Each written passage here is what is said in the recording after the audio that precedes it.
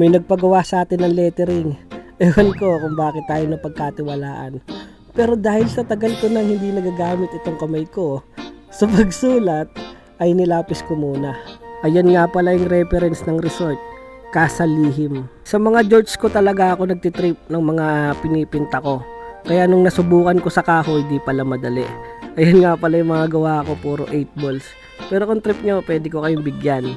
At nandito na tayo sa Tikling, dala-dala tong kahoy. Sa resort ko na lang tatapusin. At may inaantay lang tayo, si Jobay. Ayan, si Jobay, may dala-dala yung bangus. At pagkadating namin sa resort, ay dinakdakan agad ako. Puti na lang, tanga. At eto na, pumuesto na tayo. Hawak na natin tong kahoy. Dahil, sisimulan na natin. Sisimulan na nating tumagay. Ayan, unang tagay. Shit. Ang sakit sa lalamunan. O, diba? Na-dual ka pa. Di mo kasi brand yan, boy. Tapos, ayan, sausaw na natin sa dato puti. So, tetesting natin kung ano magiging resulta. Sinimulan ko na agad sa letter C. Kasi kailangan ko na agad tong tapusin. Dahil baka malasing tayo. Malagay natin Cassandra. Imbis Casa Lihim. At habang ginagawa ko to, ipapakilala ko sa inyo itong katabi ko. Ayan si Kuya Arvin. Oo nga pala, single yan. Walang bisyo, kapilang.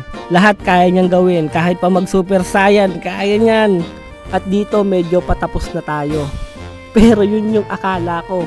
Dahil yung pinturang gamit ko, hinihigop lang ng kahoy.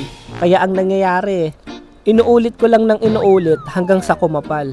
Oo nga pala, itong kahoy na pinagsusulatan ko, galing yan sa may-ari ng resort. Kaya ayan, kung napapansin nyo, medyo konti na lang.